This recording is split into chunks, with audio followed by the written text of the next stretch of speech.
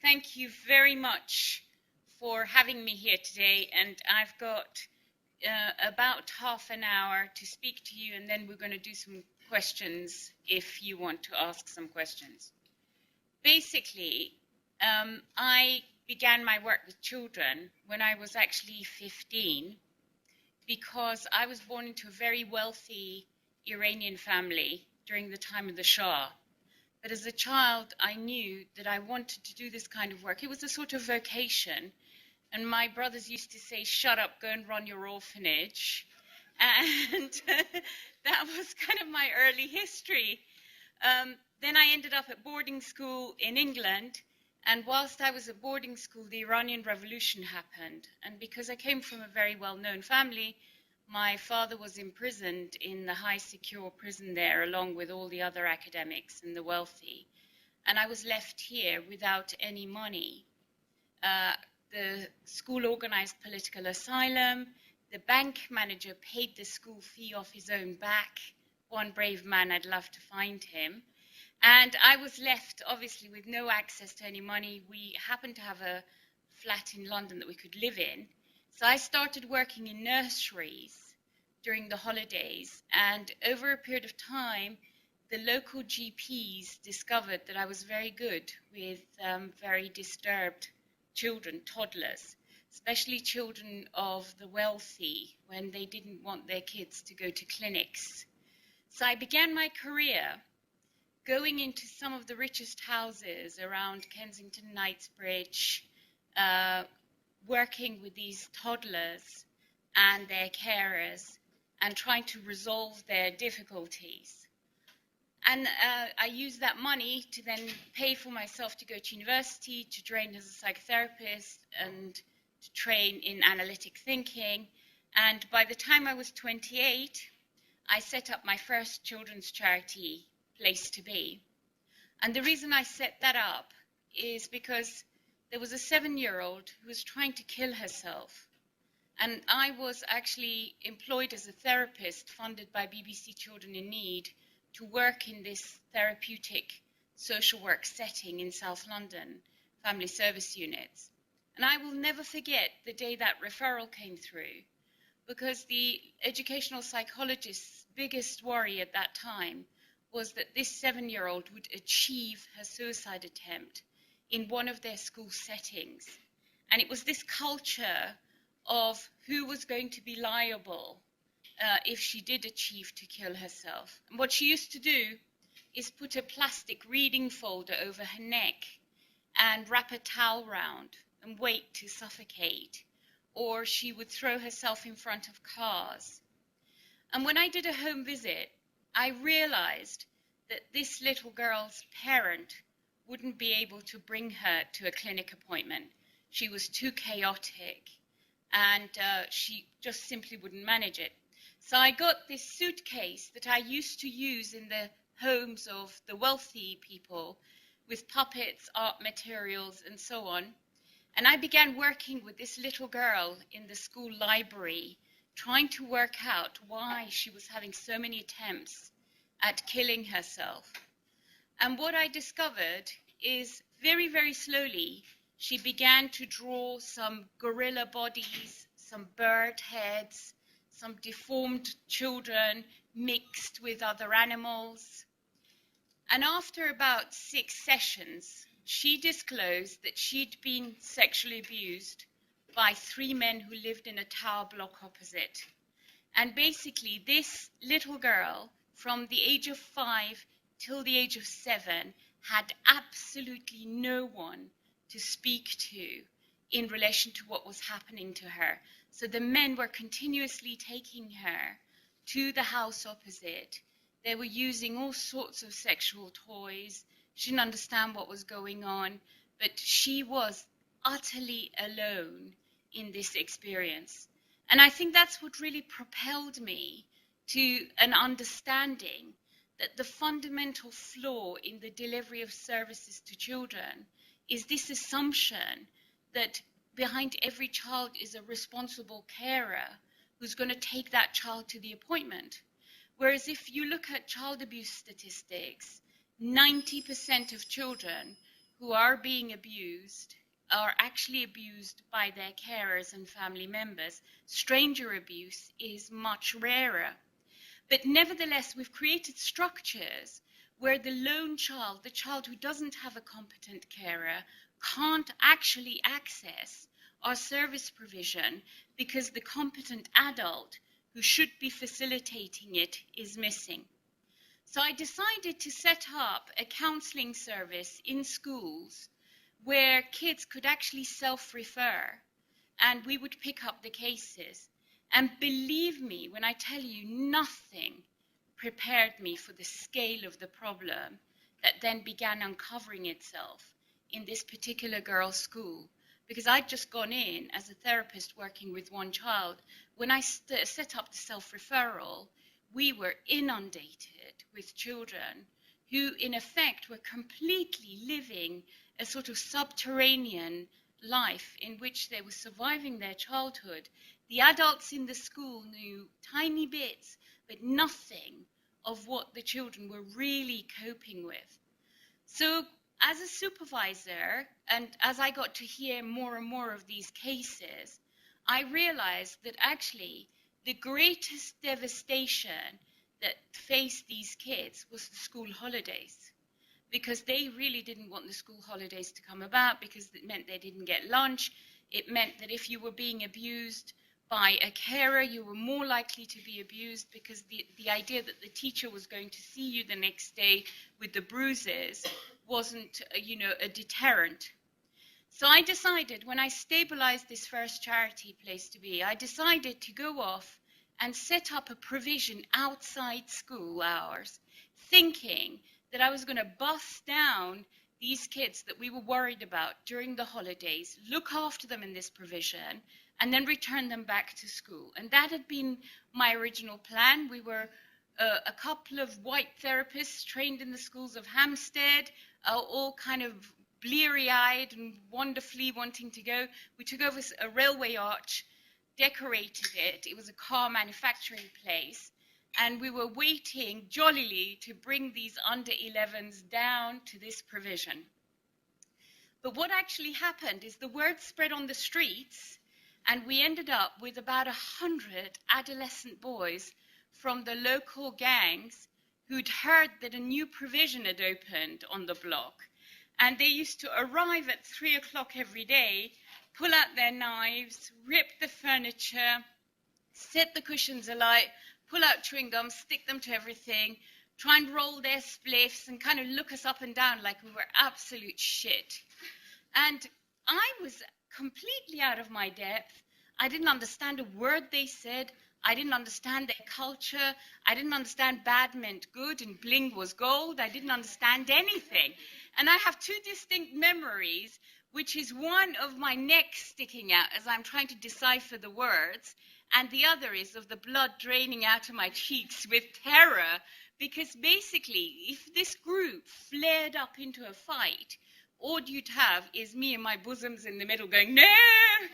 So, like every night, I used to go home in utter desperation, thinking, what do I do? Because I don't have the staffing, I don't have the money, I don't know what this client group is, this wasn't what I'd planned to do. And there's one thing that held me in place, which is my Persian background. Because in the Persian background, everyone is a guest. So I used to stand there at 3 o'clock, terror, going up my spine, and I used to say, welcome, please don't spit. Now they tell me that actually they found my courtesy quite fascinating. So amongst themselves, they'd been discussing when I was going to give up and shut the place, because apparently this is what they did. They went from provision to provision, behaved really badly, they'd get banned, and then they'd petrol bomb the provision, and that is the way it all went for them.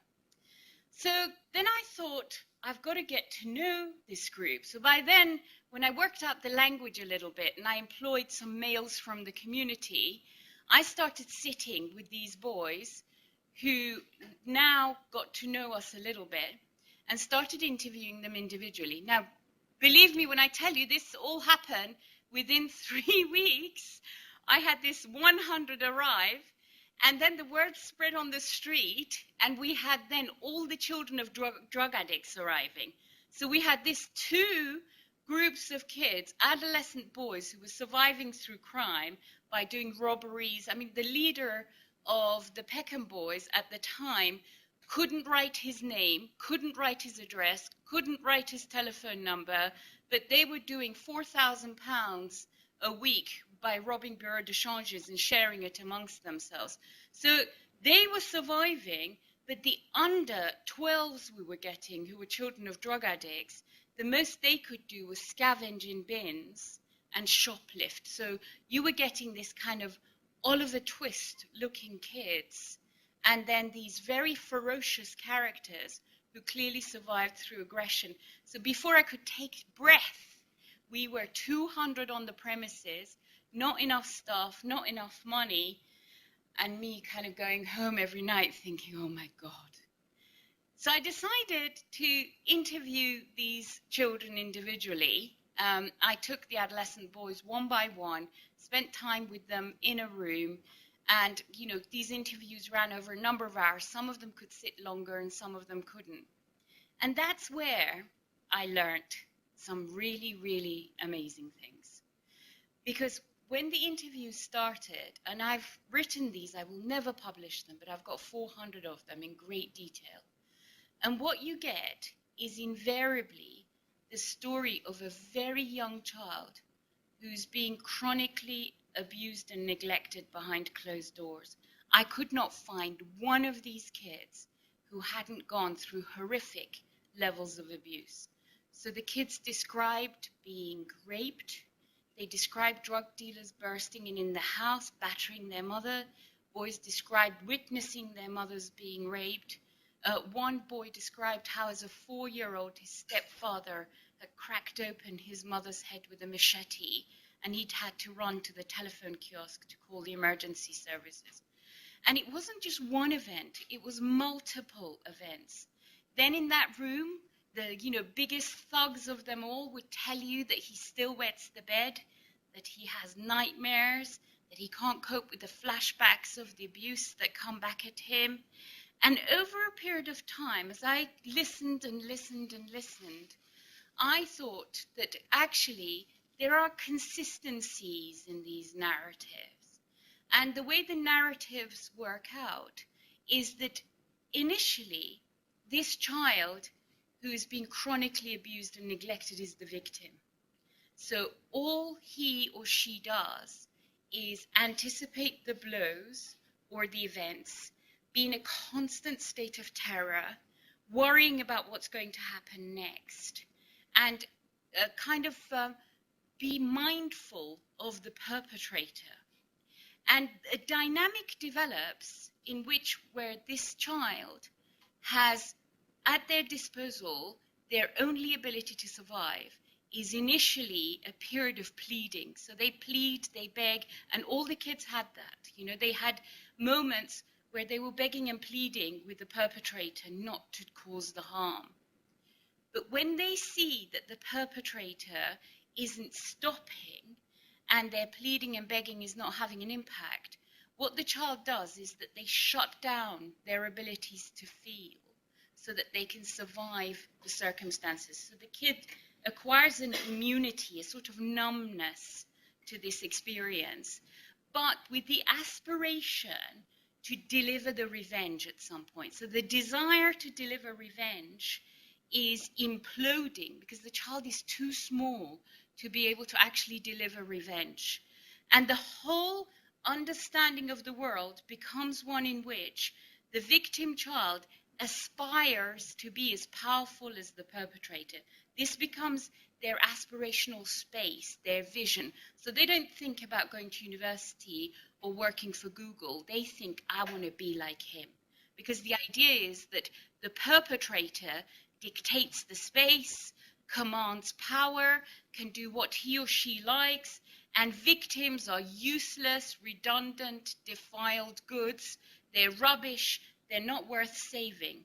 Because the other thing that these children notice is the absence of a compassionate, intervening other individual. They can't see any evidence of civil society being effective. They can't see social services there. They can't see that the teacher is at all effective in stopping this. They can't see why it would be worth having a membership to civil society, because as far as they're concerned, the perpetrator is doing it all, getting away with it all, and commanding the space, and law-abiding citizens are redundant, useless, pathetic individuals who can't do anything about this situation. And in many ways, because witnesses are continuously intimidated, the police are not seen as a potent intervener in this situation, because the police know who the criminals are, but because the witnesses are told they'll be shot dead, or if they go to court, their brother or sister will be killed, the police are paralyzed in actually upholding the rule of the law. So from this child's perspective, if you want to survive in society, you better be like this character who has all the power. So this child fantasizes the revenge and wants to deliver it but can't. At the same time, now, because of what we know about brain development, we now understand that actually the brains of these children also undergoes a transformation because of the neglect and the abuse that they're exposed to. And the transformation resides in really two key parts of the brain. You've got your frontal lobe, which is responsible for calming down your limbic system, the emotional centers of your brain. And you as individuals are well regulated. The minute the emotional parts of your brain rev up, your ability to calm down from your frontal lobe comes along and dilutes the fire that comes from the emotional parts of your brain and calms you down. And in this way, you on the whole tend to regulate yourselves emotionally and chemically. Your ability to calm yourselves down is programmed into your frontal lobe because of the kind of quality of care and tenderness that you have been at the receiving end of as a child. Literally, human relationships sculpt the brain's capacities. Before, we thought it was all predetermined by genetics, but genetics gives you a framework within which you can operate. Genetics definitely tells you can't fly, but within that limit of you can't fly, there are infinite possibilities as to how much capacity your brain will develop.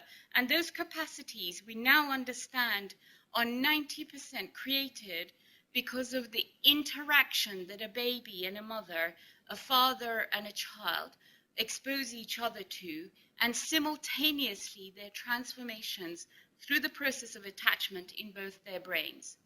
So what should have been a legacy of an ability to calm themselves down given to these children as a result of the tenderness and the love that they've had from their maternal carers is already denied them, because often the maternal carer is born into such conditions of stress themselves, and they enter relationships or have children in conditions that are often extreme in these neighborhoods. So the mother is looking outward to the world, preoccupied with her own survival, what's going to happen next to her. And this baby is sort of left kind of coming up and growing as much as they can. The mother may feed the baby, may take care of the baby, but the reverie that would program a sense of absolute identity, a sense of ability to calm down into the frontal lobe of these children isn't available to them. In addition, when you've got the trauma of the abuse, that emotional part of the brain, the limbic system, stores traumatic memories in a very key way with these kinds of experiences. Because what happens when you're extremely frightened is that you release vast amounts of fright hormones from your adrenal glands, which are on top of your kidneys at the back.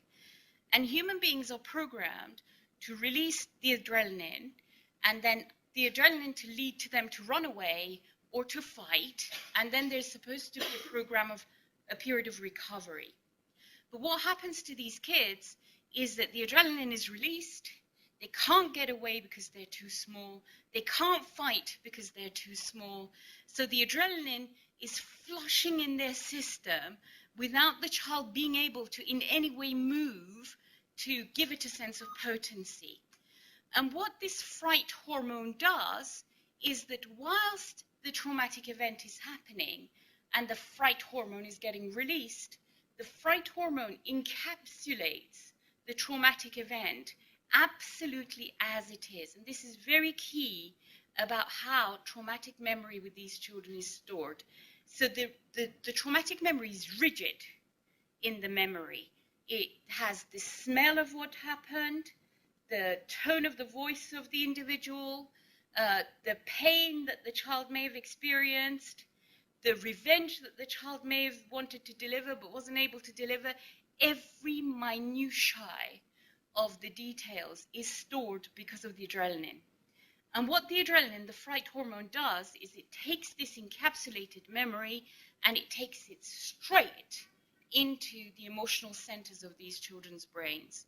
So they actually bank traumatic memories, and they bank very many of them and very powerful ones. And what happens is, if you had had a compassionate carer who could have come along and said, this shouldn't be happening to you. I'm so sorry you were attacked by this man. It must have been very frightening to have someone so tall kick you in this way. If someone had talked to the child post that memory, what would happen is the child would be able to have a reaction to one or two of these dimensions of the memory. So they might cry at the fact that they were kicked. They might cry at the fact that it hurt, but something in the memory would have been altered, transformed by the compassion of another human being, so it wouldn't be so rigid.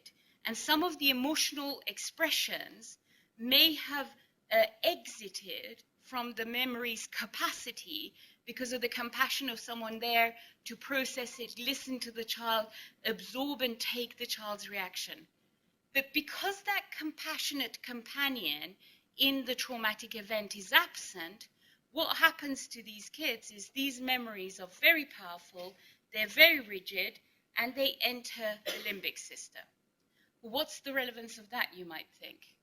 10 years later, our 4-year-old, who was abused by a purple-haired man who memorized everything, ends up sitting on the bus. He's now aged 14. He's big. He's sitting on the bus. He's got his hoodie on, doesn't want to look at anyone, and he's riding along.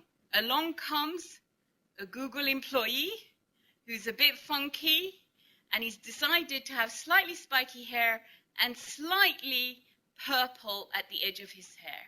So the bus is very crowded. The employee comes on, and he's having to stand. And the boy kind of notices him, notices a bit of the purple, has a little bit of a palpitation, like it sort of triggers a little bit. It's manageable. So the kid is sitting on the bus, the man is standing. Suddenly, a very good-looking woman starts looking at the man. The man is very embarrassed, so he decides he's got to divert his glance, and he's standing by the boy holding the pole. So he looks down at the boy who's sitting, okay? So the boy is now feeling very uncomfortable because the purple-haired man is now close to him. There is a height discrepancy, and the boy is now getting very agitated because he's beginning to have imprints that were similar to the original trauma. The height of the man, the purple hair, the proximity of space that was a bit suffocating, and he's looked at him, which the boy doesn't like, because these children think when someone looks at them, they're about to attack them, or they're looking at them and thinking they're absolute rubbish, they're not worth even spending the time with. So this boy, very nervous, needs to take control of this situation. He can't bear this man looking at him. So he turns around to him and says, "What are you effing looking at?" trying to take control of the space. The man is absolutely shocked. Everyone's looking at him on the bus, and he's thinking, I can't have some squirt of a 14-year-old shout at me on the bus. So he comes back at him and shouts, You know, it's absolutely unnecessary for you to be so rude. You can see the bus is completely cramped and I can't do anything about it. And at that point, guess what? Everyone is now looking at the boy and this situation. And that is the catastrophic moment for these kids because they have such exquisite sensitivity to humiliation. The one thing they can't bear is a catastrophic loss of power because people are looking at them and they need to be seen to do something. So at that point, what happens brain-wise is that that trauma that I was telling you is stored in the limbic system with all its emotional capacity, only needs 3 or 4 characteristics in the outside world to match the characteristics of the original trauma for the capacity of that trauma to unleash itself. So delivering at this point is a 4-year-old in the body of a very tall 14-year-old. That incredible revenge that he needed to deliver when he was 4 now gets delivered onto this man. And when the brain gets triggered in this way, and the kids have a word for it, they say, I switched or I flipped. And when the brain gets triggered in this way, what happens is the frontal lobe, the ability to calm down, shuts down. The limbic system, the ability to process things emotionally, shuts down. And the kid starts operating from brainstem, which is where all the savage, very aggressive survival repertoire is. So he starts getting up, kicking, punching, and battering the man, and he cannot stop because when the brain enters that phase, it's 45 minutes of the chemical process completing itself. He can't hear you, he can't see you. If the man is dead on the ground, he won't realize that. He will just continue punching, punching, punching, punching, punching. And the reason is that when you get tension build up in the limbic system because of traumatic memories, there's actually a hyperagitation of electrical activity there. And very quickly, these kids discover that violence expels the tension. So they, in a way, get addicted to violence as a way of soothing themselves. So because if you think about it from their perspective, the only time that they know calm is when there is absolute collapse, when the victim has already been abused and the perpetrator is left and the child is absolutely collapsed. To those children, that is calm. So they vacillate between the potency of the perpetrator residing in values of aggression and violence and the perverse notion of calm that comes from the being battered. So what they do is they either go looking for fights so that someone can actually beat the hell out of them. And I've had kids, as they recover from being a perpetrator, they stop attacking other people, they've come up to staff and said, can you find someone who can beat the hell out of me, please? And what it is, it's a phase where they can't get rid of the aggression by attacking other people, but they're still in a phase where they're looking for the aggression of the other party to get rid of the tension build-up that they have. So what you end up with from this very early abuse and neglect is changes in the brain structure that deprive the frontal lobe of the ability to calm down and do pro-social processing, overprogram the limbic system with traumatic memories that dysregulate the energetic functioning of the limbic system.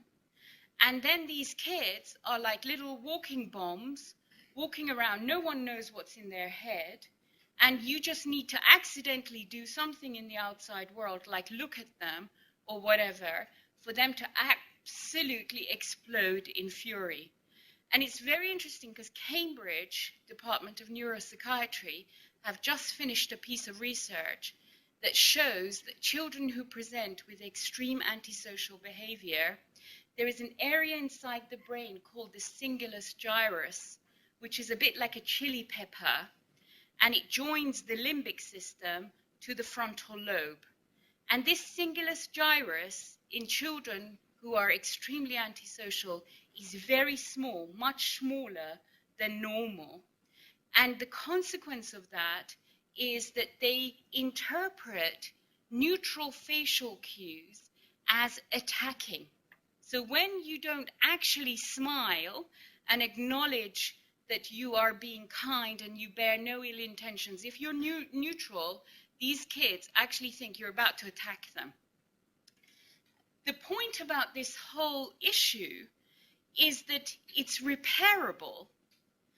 First of all, you need to know what you're dealing with, because it changes the criminal argument. Because at the moment, we're running our society on the premise that these kids are exactly the same as everybody else in their neurochemical functioning, that they come to the point of an incident, and because they're morally flawed, they're bad people, they choose to do the wrong thing. And then we say, if we punish them, then they will learn to do the right thing.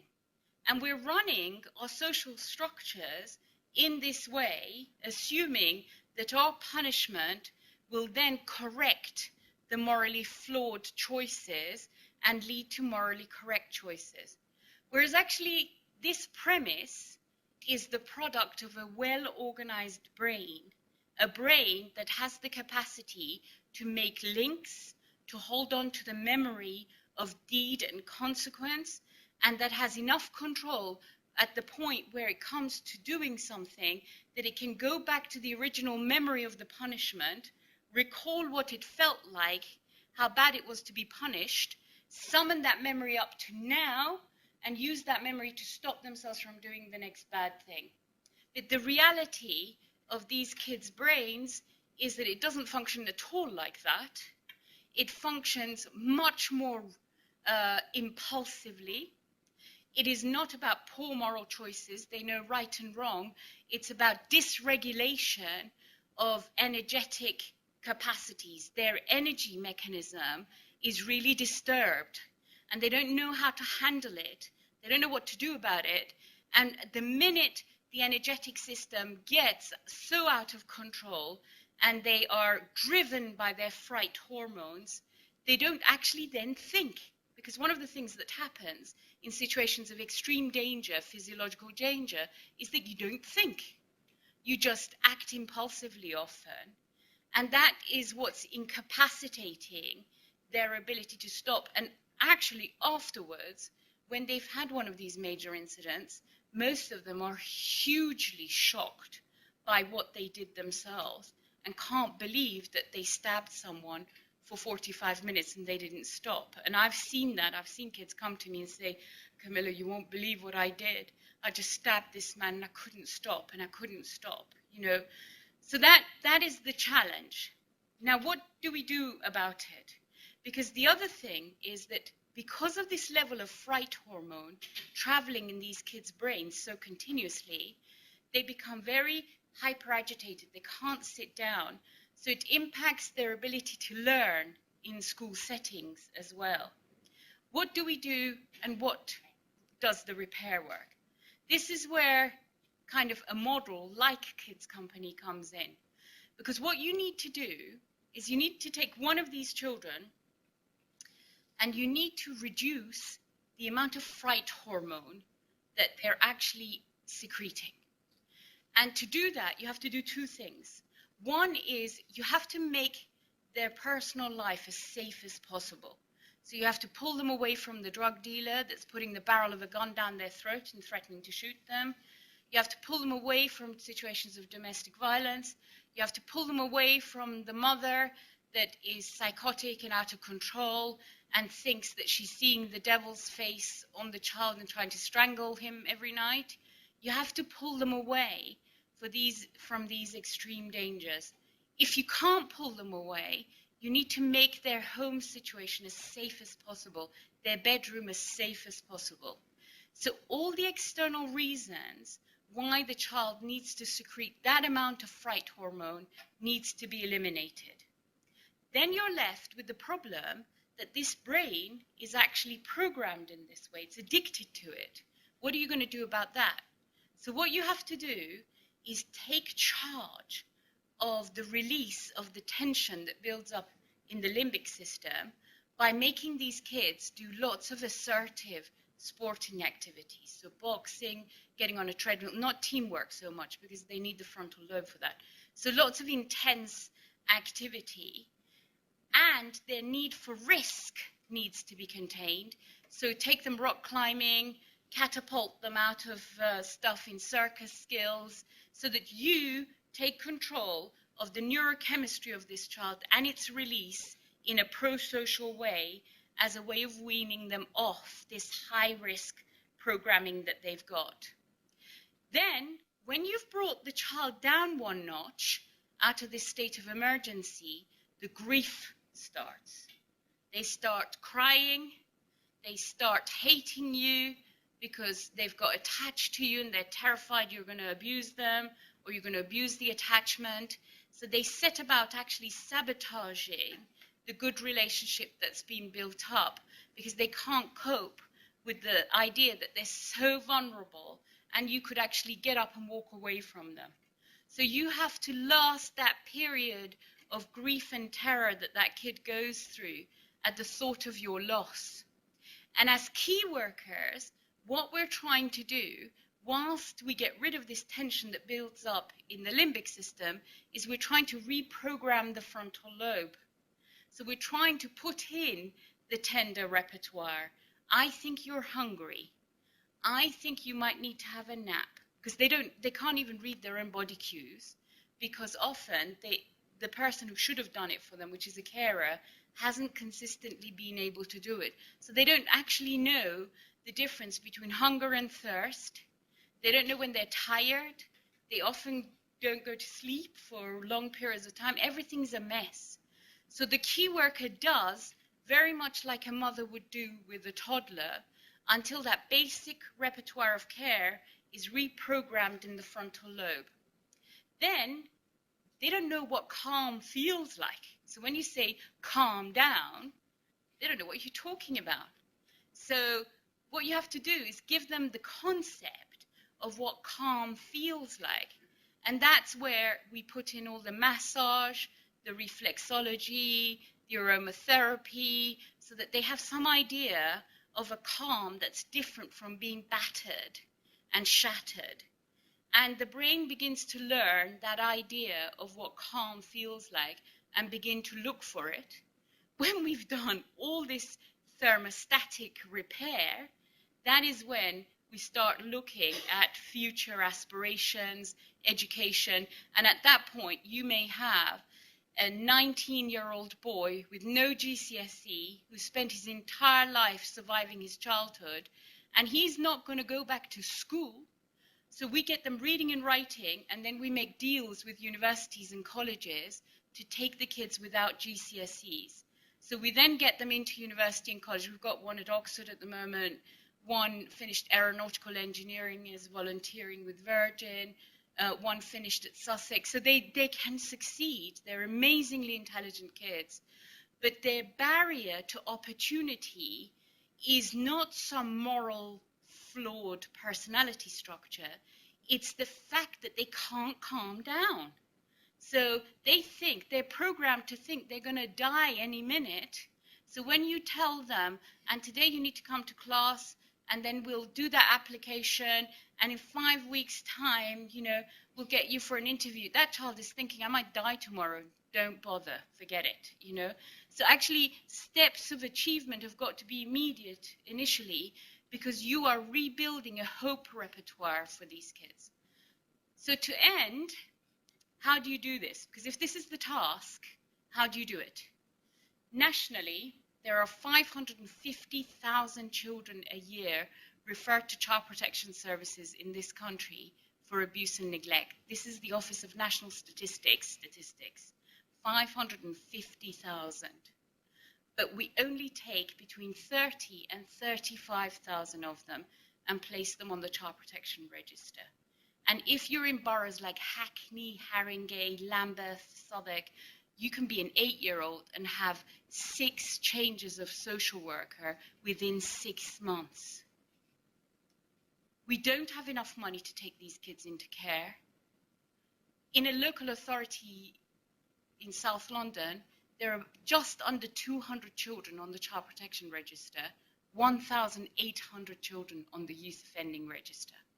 We've become a country that only notices the disturbed child when the child attacks the quality of the voter's life. And then the politician is mobilized in the service of the voter. They're afraid that they're going to lose the voter's vote. So they jump and do something about this kid at that point. But the point is that at the criminal justice end, consistently, there is an 80% reoffending rate within 2 years. We spend £198 million a year locking up approximately 3,000 children at any given go, about 10,000 within the year, and that 10,000 reoffend within 2 years. And they've reoffended consistently. If it was a heart hospital or your offices, you'd shut it down. But it doesn't get addressed either at the child protection end or the criminal justice end, because guess what? These children do not have a competent adult who can protest on their behalf, and they can't hold policy advisors, politicians, and service providers accountable. So people get away with unbelievable systemic abuse in relation to these kids. You know that 35,000 that end up on the Child Protection Register? There is such pressure to keep that Child Protection Register low that within the year, 31,800 of them get deregistered. How can you have your problem solved within the year if you've managed to beat 550,000 other damaged kids to the point of help? In this country, the sixth richest country of the world, 30,000 children right now are on waiting lists, waiting to get mental health help. It will take the local authority 9 years before it gets round to statementing for special needs, special educational needs, the children that are currently in one Peckham school. 9 years. And you don't get to hear it. All you get to hear is how bad these kids have been. You don't get to hear how bad civil society's been in meeting basic human rights needs, honoring a child's childhood when that child is too vulnerable to do anything about it. So what we're saying at Kids Company is, let's change the structure. Can't take all these kids into care, because actually 550,000 is the one that's come to public attention. The real figure is 1 million plus. There are 1 million plus children surviving childhood. Just registered children of chronic drug abusers is 350,000. So what we're saying is, let's set up centres at street level where the doctor, the psychiatrist, the social worker, the artist, the musician, everyone, the staff are on the premises from 10 o'clock in the morning till 10 o'clock at night, and the centre becomes a substitute reparenting experience for children who don't have a competent carer in their lives. And the centre either strengthens the biological carer, substitutes their care, or supplements it. It's very simple. And the reason that is so essential is because you're dealing with a child's brain structure. If you don't put that structure of care in place consistently, you might as well not do all the interventions that you're spending so much money on, because they're a waste of time and a waste of money. A child like this does not need a psychiatrist once a month in a clinic remotely somewhere. They need a good pub landlady who's going to meet and greet them, hug them, and celebrate their existence. That is going to do more repair to that brain than all the academic qualification that that particular psychiatrist has acquired over the years. Although the psychiatrist is needed to support the pub landlady. And I think that's what we've got to be thinking about. And I think that's the challenge ahead. That's it. Thank you.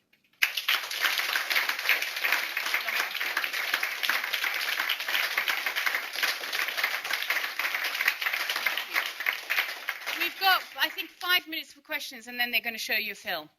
Yeah? Okay, yes. Yeah. Yeah.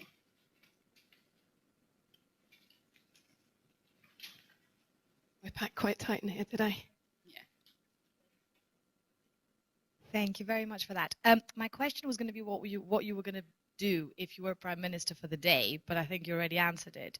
So my other question is, what makes kids coming from deprived backgrounds and have been neglected, what makes some of them achieve the unachievable on their own, as opposed to others that need you? What can you be Excellent doing question. Excellent question. The key thing is, was there a significant attachment figure in that child's life? So it's not just poverty or neglect. Because what you're looking for, if there's been a significant attachment figure, then the ability to stay calm and plan is programmed in the frontal lobe. So given an opportunity, that person will be able to use it and succeed with it. If the attachment figure has not been available, whether that child comes from a poor environment or a rich environment, the ability to settle down to do the milestones of learning and achievement is impaired. And those are the ones who can't succeed. Yeah. I always say the children of the poor end up in prison, the children of the rich end up in rehab. It's the same client group with the same cluster of problems, because then they start using street drugs to shut down the agitated limbic system. Hi, thank you very much. I have a question with regard to how do the kids actually come to you? I am thinking, with my lack of knowledge, that the adult would bring them to you. As a small child, how else can they get there? Yeah, good question. We are 97% self-referral. So children are hearing about us on the streets and making their way to us. That is also our financial problem, because there's no commissioning agent paying for the child who comes to our service, because no one's recognized that type of child. So the typical arrival is as young as 8, 9 on their own, having heard about us on the street. Usually the adolescent children take us back to the home and we find young ones. And what we do at 3 o'clock is our minibuses go to schools and pick up all the really vulnerable ones we've got. So at the moment, Kids Company has 3 street-level centres delivering to this very, very disturbed group of children who just don't have a carer. And then we also work in 38 primary schools across London, primary and secondary, where children then self-refer to our workers in the school, and the worker stays in the school for years so the kids get to know them. So that's how it works. We go where the children are, basically, and let them self-refer. And where they can't get there physically, we go and fetch them. Okay, we've got time for one last question. Hi, I just wanted to ask, all of the numbers, there are 1 million children who have these issues and all that. It almost seems like the problem is too big. That how can you ever fix all of these people and do all of these things to them? How do you sort of cope with these huge numbers? How do you sort of look through it and say, I can do this, we can do this, we can make this better? But this is the point, really. We need to devise new models, because actually the scale of the problem, and what happens at street level is you get one of these children that I've described to you, which I will call the initiator of violence. He knows violence intrinsically and is very disturbed, and he can go the extra mile because he's been so violated. The barriers to violence have been removed. This kid, when he comes across your kid in the playground, who's come from a very well cared for background, but gets to the same public space as this initiator, your child will end up having a choice. Either your child is going to be this initiator's victim, or your child is also going to up the ante to survive this character. So consequently, at street level, you end up with initiator children and imitator children. And at all the survey, the BBC's just completed a survey that shows that actually the children continuously are telling us they don't feel safe, that's why they're carrying knives. We're not hearing it again, and we do poster campaigns. It's not good to carry a knife, as if yet again, it's a moral flaw. The children don't know they shouldn't carry a knife, so we should educate them with a poster campaign. Whereas actually, they're telling us what the problem is, which is safety. And in a lot of these street level places, the culture is perverse, with children just running the streets because there's such a shortage of adults who have competencies. So the kids have no counterculture influencing their way of operating. So they basically run the street, these kids, in this very bizarre, violent way. So the answer is, it's not an option, because the business is being exported to the countryside now. They're setting up crack houses actively in the countryside, giving it to kids in the countryside so they get addicted, and then they start charging. It's no longer going to be a problem of the inner cities, because the business is now spreading into areas that you wouldn't imagine, and where the police force is completely unable to deal with the scale of the problem, really. So we have to do something about it. It's not how do you do it, it's when are we going to do it.